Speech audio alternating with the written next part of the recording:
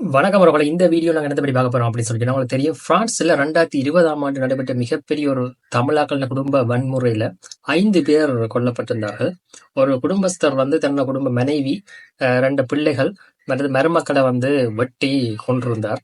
அதுக்கப்புறம் அவர் கைது செய்யப்பட்டு வழக்குகள் நடைபெற்று வந்த நிலையில இப்ப வந்து அவர் விடுவிக்கப்பட்டிருக்கிறார். அதாவது 4 வருஷம் கழிச்சு 2024ல விடுவிக்கப்பட்டிருக்கின்றார். விடுவிக்கப்பட்டிருந்தாலும் வேற ஒரு மருத்துவ கண்காணிப்பிலேயே மருத்துவ சிகிச்சைக்கு தான் உட்படுத்தப்பட்டிருப்பதாக சொல்லப்படுகின்றது.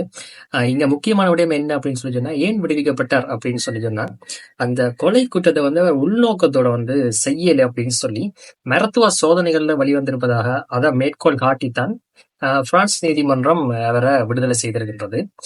இதோட முக்கியமான செய்தி என்று கூட பிரான்ஸ்ல சொல்லிக்கொள்ளலாம்.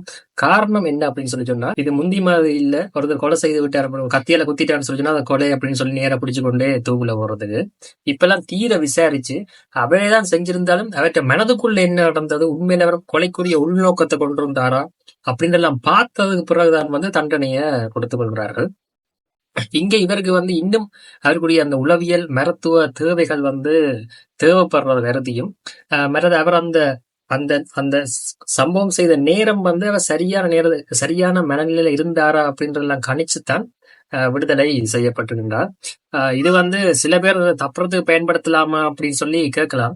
ஆனா அது இருக்காது. காரணம் ஏன்னு சொல்லி சொன்னா, நீங்கள் முந்தி மாதிரி இல்லை. இப்ப நீங்க சாதாரணமா பொய் சொன்னா கூட அதை பொய்யன் நீங்க சொல்றத பொய்யன்னு சொல்றதுக்கு எல்லாம் மெஷின் இருக்கு.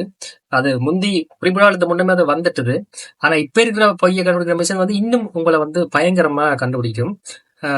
அதே எவ்வளவு டெவலப் ஆயிட்டுன்னு சொல்லி சொன்னா, இதே இல்லாம உங்களோட மனம் எப்படி நிற்கும், என்னென்ன நிற்குதுன்றெல்லாம் வந்து விஞ்ஞானத்துல எல்லாம் கண்டுபிடிச்சிட்டாங்க. அப்ப நீங்க வந்து உண்மையிலே அந்த உள்நோக்கம் இல்லாமல் அதை செஞ்சிருந்தீங்கன்னு சொல்லி சொன்னா, நீங்க கொலையில இருந்து தப்புறதுக்கும் வாய்ப்பு இருக்கிறது.